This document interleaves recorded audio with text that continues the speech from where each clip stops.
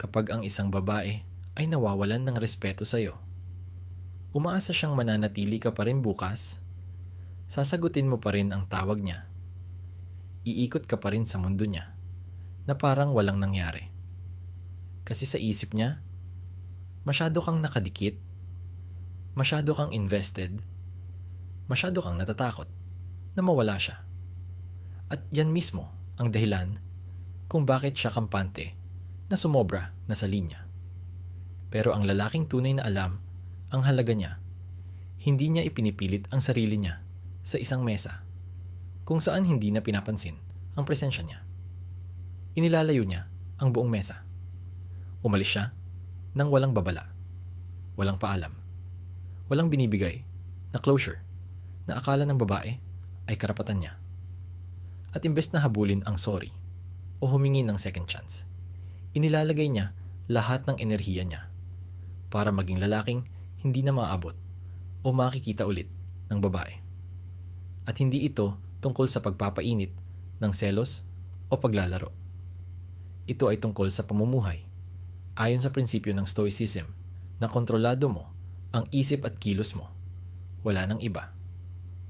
Kasi oras na ma-realize mo na hindi mo kailangang ipaliwanag, makipag-negotiate, o ipaglaban ang standards mo, titigil ka ng mag-react sa kawalang galang at magsisimula kang bumuo ng buhay na ang respeto ay basic na requirement. At ngayon, bibigyan kita ng 5 tahimik na moves na magpapagsisi sa babae sa pag-disrespect sa'yo. Mga moves na hindi kailangan ng sigawan, pagpapaliwanag, or pagmamakaawa. Mga galaw na hindi lang binabago ang power dynamic sa panig mo, pero tuluyang tinatanggal siya sa equation. Dahil kapag na-master mo to, hindi ka na lalaking naghahabol ng respeto sa isang babae. Isa kang lalaki na nire-respeto ng kahit sino, saan man. At ang maganda dito, hindi mo kailangan ng validasyon niya para gumana to. Kasi ang transformation ay para sa'yo. Ang peace ay para sa'yo. Ang disiplina ay para sa'yo. At kapag namuhay ka ng ganito, automatic, hindi may iwasan. At permanente ang pagsisisi para sa kanya. Una, putulin mo agad ang access. Walang babala. Kapag ang babae ay di ka nire-respeto, kapag sinusubukan ka niya at nilalampasan ng limitasyon na hindi dapat palampasin ng lalaking may self-respect, hindi mo siya pinapagalitan tungkol sa respeto. Hindi mo sinusubukang ibalik siya gamit ang paliwanag at hindi mo siya binibigyan ng play-by-play kung paano siya nagkamali. Umalis ka sa mundo niya sa paraang mararamdaman niya, hindi lang maririnig. Kasi sa mismong oras ng disrespect, nagdesisyon na siya kung ano tingin niya sa'yo. At habang pilit mong dinedebate yan, lalo mo lang pinapakita na kaya mong ipaglaban ang pwesto mo sa buhay niya, kahit malinaw nang hindi na niya pinapahalagahan iyon. Kaya putulin mo access. Walang babala. Hindi para maglaro. Hindi para magtampo. Kundi bilang prinsipyo, bilang bigla ang recalibration ng access niya sa presence mo, oras mo, atensyon mo, boses mo, at enerhiya mo. At gawin mo ito ng matalim. Yung ramdam niya na parang vacuum na naiwan siya. Kasi siguro hanggang ngayon, ang kilos niya ay nakasalalay sa paniwala na kahit anong gawin o sabihin niya, sasagutin mo pa rin siya. Magre-reply ka pa rin. Nandyan ka pa rin bilang safety net na hindi naman niya talaga pinaghirapan.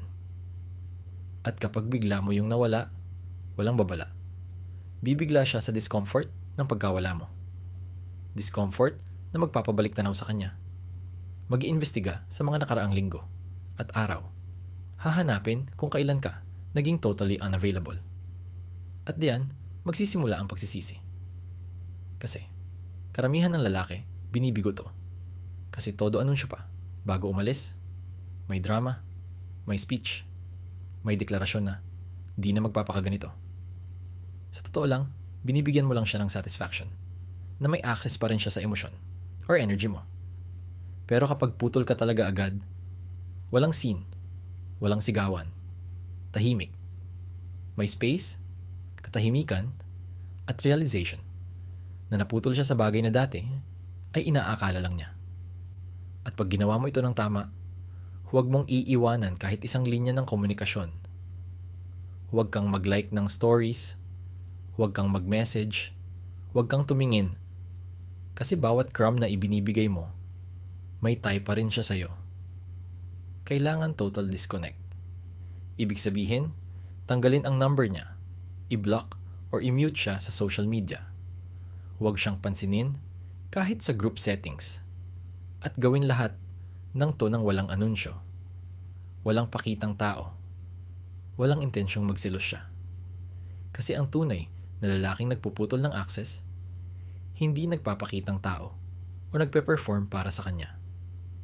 Ipinapatupad niya lang na ang disrespect may kapalit. At iyon ay ang pagkawala niya. At ang lakas nito, hindi mo kailangang magsalita para mag-guilty siya. Hayaan mong ang biglaang pagkawala ng atensyon mo ang bumigat sa kanya. Diyan napapasok ang stoic na disiplina. Kasi may bahagi ka na gustong tingnan kung napansin ba niya o kung sinusubukan kanyang kontakin. Pero tiisin mo iyon. Kasi kahit anong signal na ibigay mo, binabawasan ang impact. Ang solusyon, punuin mo agad ang space na iyon ng bagay na nagbo-build sa'yo. Pag-ehersisyo, negosyo, bagong skills, bagong social circle. Kasi kung putol ka nga physically, pero nakaupo ka lang sa kwarto mo, iniisip pa rin siya. Hindi mo rin siya pinutol. Binigyan mo lang siya ng libre, upa sa utak mo. Kailangan, sa parehong buhay at isip mo, wala na siya. Kaya sa sandaling mawalan siya ng access sa'yo, naka-level up ka na agad. At pag napansin niyang wala ka na nga, sobrang layo mo na, hindi ka na niya kayang abutan, kahit anong pilit. Ang pinakamagandang parte dito, hindi mo lang siya pinagsisisi. Binubuo mo ang sarili mong bersyon na di natatanggap ng ganyang treatment. Kasi, ang lalaking marunong magputol ng access ng walang babala, natututong hindi na niya kailanman kailangang ipaliwanag ang desisyon niya. At binabago nito hindi lang relasyon niya sa mga babae, kundi pati pakikitungo sa kanya ng buong mundo. At kung handa ka ng iseryoso, to, hindi lang marinig ang mga moves na to, kundi mabuhay ng ganito. Gawing automatic sa mindset mo na hindi ka na mawawala ng focus. Kahit anong babae, sitwasyon, o pagpapalit trato. Kuha mo ang Stoic Relationship Blueprint, ebook for men. Nakalink yan sa comments. Manual na habang buhay mong pagmamay-ari. Sandata na pwede mong balikan bawat tawag ng kalinawan. Tuwing nararamdaman mong bumabalik ka sa dating gawi. Tuwing may taong susubok sa boundaries mo. Imagine mo meron kang blueprint na hindi lang sinasabi kung ano ang gagawin. Ipinapakita step by step. Nakaugat sa prinsipyo na tumagal pa kaysa mga imperyo. Pero pwede mong gamitin agad sa modernong relasyon. Nasa bulsa mo, nasa palad mo, hindi mawawala ang kaalaman. At kapag na-absorb mo na, hindi na rin mawawala ang kapangyarihan mo. Number 2, umangat ka ng tahimik. Pag umalis ka mula sa babaeng binastos ka, ang pinakamasamang pwede mong gawin ay umupo lang at magimkim ng galit. Iniisip ulit ang nakaraan na parang may mababago. Kasi yan ang inaasahan niya. Akala niya, aksayahin mo ang oras mo sa kakaisip at kakasabi tungkol sa kanya habang frozen ka sa buhay mo. Pero ang lalaking marunong mag-flip ng script, alam na ang pinakamatinding closure ay hindi usapan, hindi paliwanag, hindi pa man goodbye speech, kundi yung pagyaman mo na sobrang taas na pag narinig muli ang pangalan mo, hindi ka na niya makilala. Ang susi dito, gawin mo ng tahimik. Hindi mo kailangang i-post bawat gym session, hindi mo kailangang i-broadcast kada galaw mo. Hindi mo kailangang mag-anunsyo na busy ka, na parang gusto mo pang mapansin niya. Sa sandaling mag-try kang magpakitang gilas, talo ka na. Ang nagpapatindi sa tactic na to ay yung element ng surprise. Kasi ang katahimikan, parang camouflage. Pinapayagan kang mag-grow nang walang istorbo, walang nakakaalam sa progress mo. Kapag nagpakita ka ulit, pagkalipas ng ilang buwan, ang pagitan ng kung nasan ka na at kung saan niya akala ka pa, napakalaki na kailangan niyang mag-reassess ng assumptions niya tungkol sa'yo. At kailangan buo ang transformation mo. Health, pera, mindset, itsura, social life. Kasi kung isang area lang ang nag-level up, pwede lang niyang sabihing tsamba. Pero kapag kumpleto, kapag yung dating lalaking umireact sa disrespect, ay ngayon mas lean, mas matalim, mas kumpiyansa. Pinalilibutan ng mga taong nirerespeto siya at kontrolado na ang buhay niya. Hindi niya yan mapapalampas, kahit hindi niya aminin. At para sa'yo, hindi ito para balikan ka niya, kundi para maging lalaking hindi na ulit a-attract ng ganong disrespect. Kasi kailangan dito ng disiplina na hindi abot ng karamihan. Kasi kailangan mong palitan lahat ng dating habits na nagpatigil sa pag-usad mo, ng mga bagong routine na nagbubunga ng malaki. Gumising ng mas maaga, magbuhat ng higit sa kaya mo, mag-aral ng bagay na dati mong iniiwasan, tumanggi sa distractions.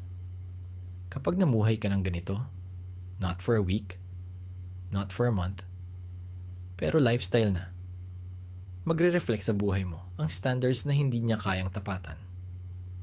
At ang regret na mararamdaman niya, hindi lang dahil nawala ka, kundi dahil nagkamali siya sa judgment. Pinakawalan niya ang lalaking pangangat na talaga. At pag gumalaw ka ng ganito, hindi mo na kailangan i-block pa siya para mapansin niya. Hindi mo na kailangan pag-usapan siya sa mutual friends. Hindi mo na nga kailangang lingunin siya kapag nagkita kayo.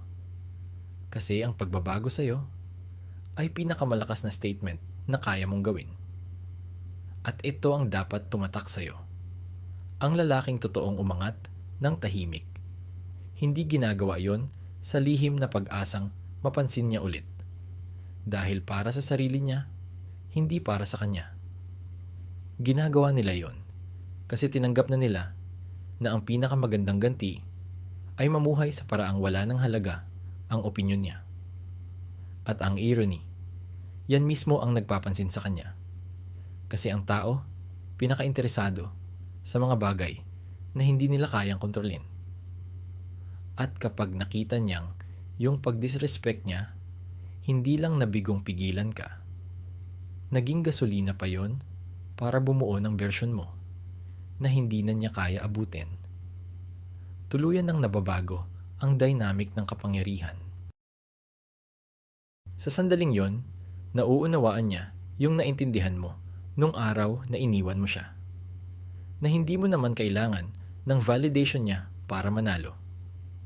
Kailangan mo lang ng disiplina para maglahong parang bula at bumalik bilang isang tao na hindi niya akalaing pwede kang maging. Number 3, tigilan mo yung pagpapaliwanag ng sarili mo. Sa sandaling huminto kang mag-explain, doon mo nababawi ang kontrol sa buhay mo. Kasi tuwing ine-explain mo ang mga aksyon, mga desisyon, or mga boundaries mo sa taong ilang beses ka nang hindi nire-respeto, hindi ka nagpapaliwanag, nakikipagnegosyo ka ng halaga mo. At pag pumasok ka na sa negotiation na, yun, talo ka na agad. Kasi ngayon nasa posisyon na sila para aprubahan o hindi ang ginagawa mo. At pagdating sa babaeng nag-disrespect sa'yo, ang pagpapaliwanag mo, ang playground niya. Binibigyan mo siya ng chance na paikutin ang kwento, i-minimize ang mga nagawa niya, iparamdam na OA ka, o mas malala, kumbinsihin kang ibaba ang standards mo para mapanatili siyang may access sa'yo nang hindi siya nagbabago. At dito, nagiging malinaw para sa mga lalaking marunong magbigay halaga na itigil na ang pagpapaliwanag ng bawat galaw. Kasi ang lalaking alam ang direksyon niya, hindi nang hihingi ng permiso o palakpak para makarating doon. At ang totoo, pag pinutol mo na siya, lumayo ka na. Nilipat mo na ang energy mo sa iba.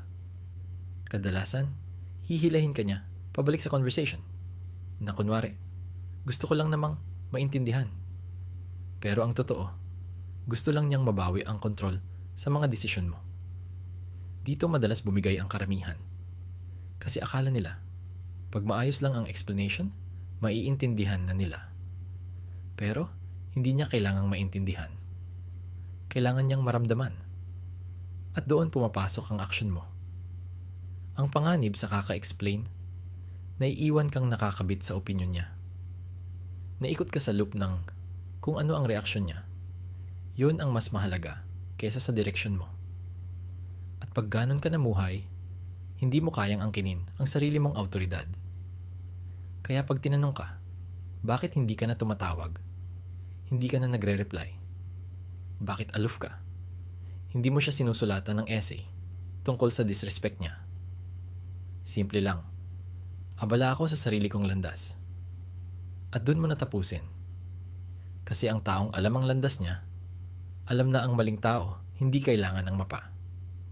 At ang solusyon para sa mga lalaking nahihirapan dito ay pagsanayag, huwag magbigay ng hindi kailangan na explanation sa kahit anong bahagi ng buhay.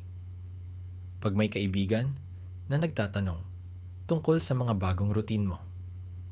Pag may kamag-anak na nagdududa sa business idea mo. Pag may katrabaho na nagtatanong, bakit hindi ka na pala lumalabas after work? Labanan mo ang urge na magpaliwanag at hayaang resulta ang sumagot para sa'yo. Kasi ang totoo, kung may respeto sa'yo ang tao, hindi niya kailangan ng depensa para sa mga boundaries mo. At kung hindi ka naman nire-respeto, wala ring depensa na makakapagbago ng isip niya. Sa relasyon, mas kritikal lalo. Kasi instinct ng mga babae na humanga sa mga lalaking desidido. Hindi yung humihingi muna ng go signal bago magdesisyon. Pag tumigil ka sa kakapaliwanag, namumuhay ka sa paraan na sinasabi mong, mas pinagkakatiwalaan ko sarili kong paghuhusga kaysa pakiisip mo. Ironically, ito pa mismo ang nagdadala ng respeto. Kahit galing pais sa mga dati kang dinadown. Kasi kita nilang hindi ka kayang daanin sa guilt o pressure. At para sa babaeng nag-disrespect, ang katahimikan ng hindi mo pagpapaliwanag mas malakas pa sa kahit anong talumpati dahil pinapakita nitong hindi ka nagalit. Desidido ka lang na hindi na siya kabilang sa kwento ng buhay mo. At pag ganyan ka na mamuhay palagi, titigil ka sa kakahabol ng paliwanag mula sa maling tao at sisimulan mong buuin ang buhay na hindi nangangailangan ng depensa, kundi demonstrasyon. Doon mo marirealize ang kapangyarihang paulit-ulit mong ibinibigay tuwing sinusubukan mong ipaliwanag ang panig mo. At mangangako kang hindi mo na uulitin yon. Kasi ang lalaking hindi nagpapaliwanag ay yung lalaking alam na masyadong mahalaga ang panahon niya para sayangin sa pagkumbinsi ng taong hindi naman talaga marunong magpahalaga. Number 4, ilipat ang energy sa mas matinong grupo. Pag pinutol mo na ang access ng isang babaeng nag-disrespect, doon pa lang talaga nagsisimula ang tunay na challenge. Kung ano ang gagawin mo next. Kasi ang dami ng lalaki, iniisip na ang paglayo ay sapat na. Pero kung lalayo ka, tapos papasok ka lang din sa buhay na walang mas mataas na standards, walang mas magagaling na influence, at walang environment na maglalakas ng development mo, hindi ka pa rin talaga umuusad. Pinutol mo lang yung problema, pero may puwang ka lang uli para papasukin ng bago. Dito papasok yung konsepto ng pag-redirect ng energy sa mas maayos na grupo. Kasi ang grupo mo, nagbibigay hugis sa identity mo, sa habits mo, pati sa standards mo. Mas malakas pa sa willpower mo.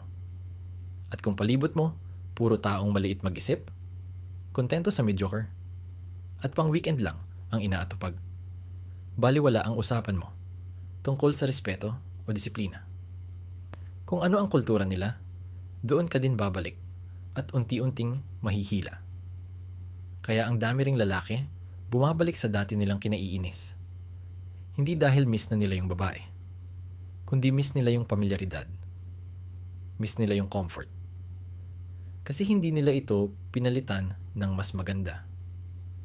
Kaya bumabalik ang isip sa nakasanayan. Pero ang lalaking may tunay na pagpahalaga sa sarili, alam na ang pagputol kay girl unang hakbang pa lang yon. Ang kasunod, humanap ng grupo kung saan ang kabastusan ay hindi ugali kundi tabu. Saan ang usapan?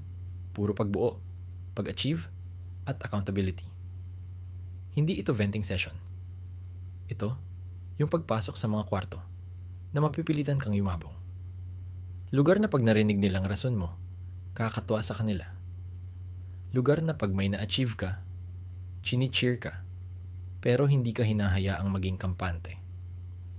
At dahil doon, imbes na maubos energy mo kakaisip, kung iniisip ka pa ba niya, abala ka masyado magplano ng next business move, next fitness goal, next skill na gustong ma-master. At pag ganyan ka umandar, may nangyayaring kakaiba.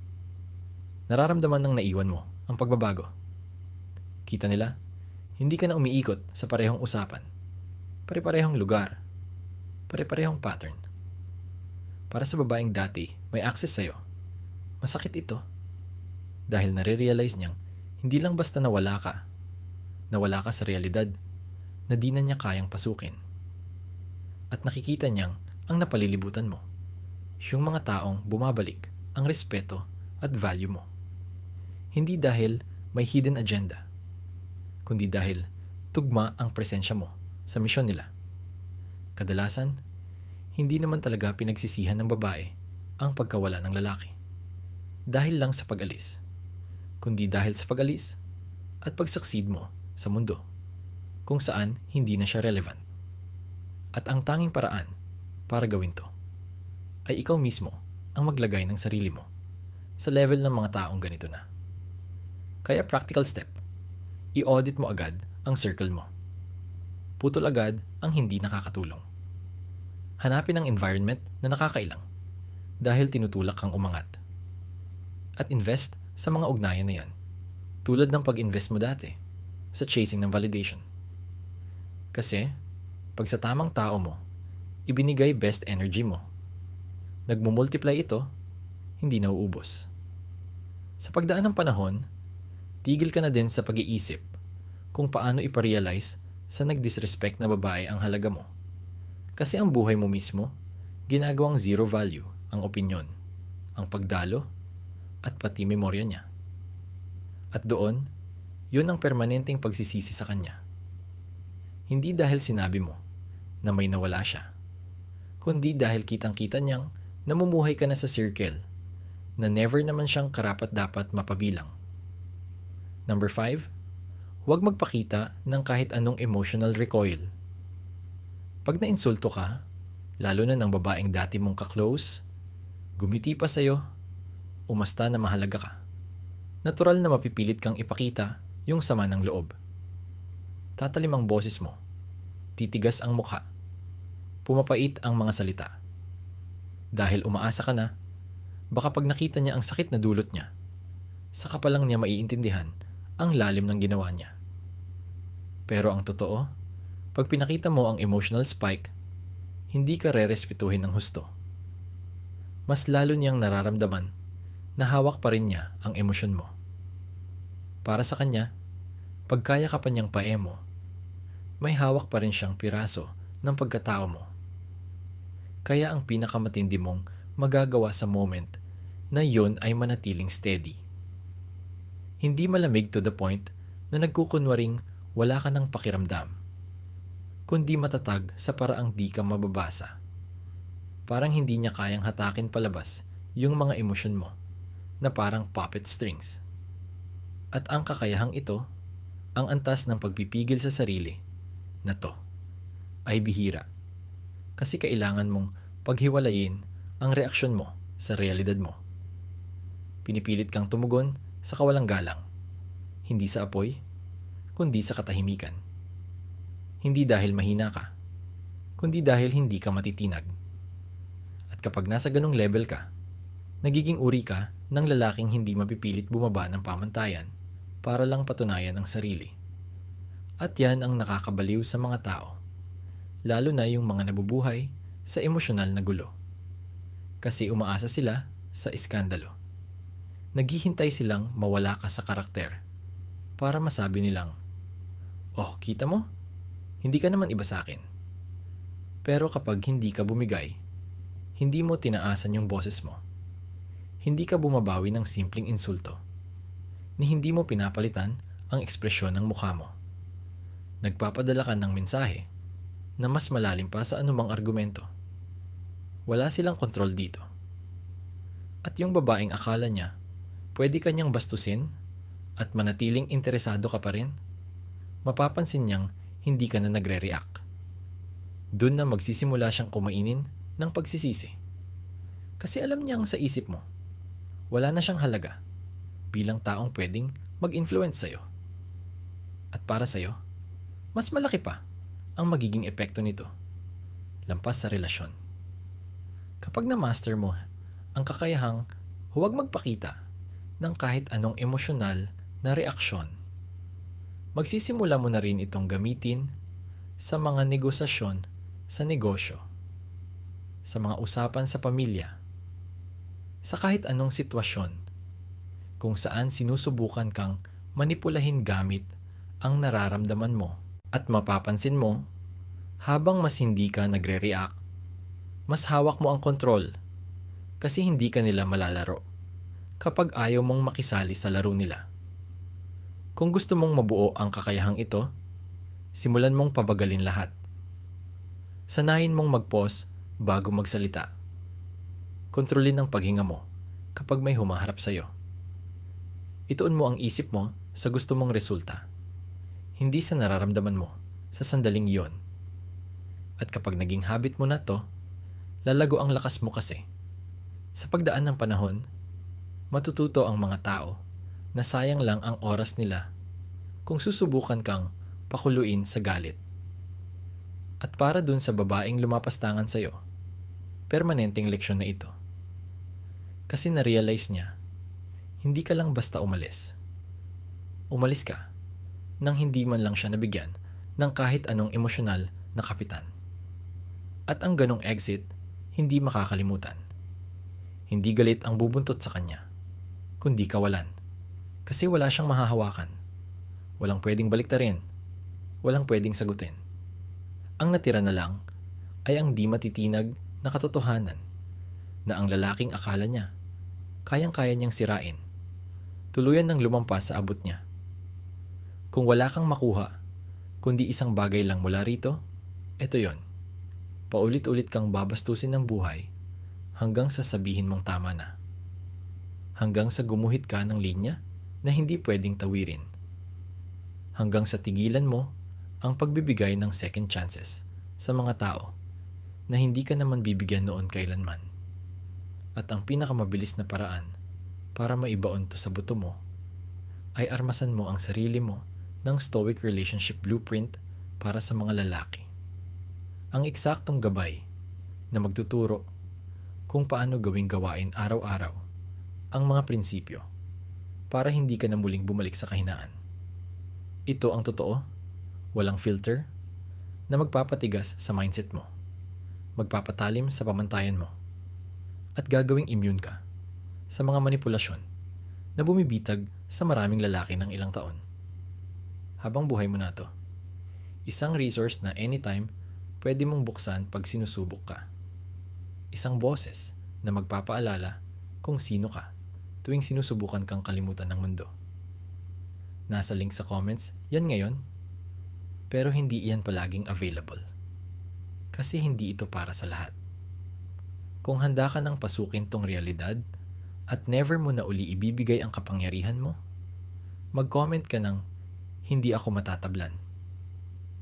I-like mo ang video na to at mag-subscribe para mas marami pang lalaki ang makahanap ng mga katotohanang to at mailigtas ang sarili nila sa mga taong pagsisisi.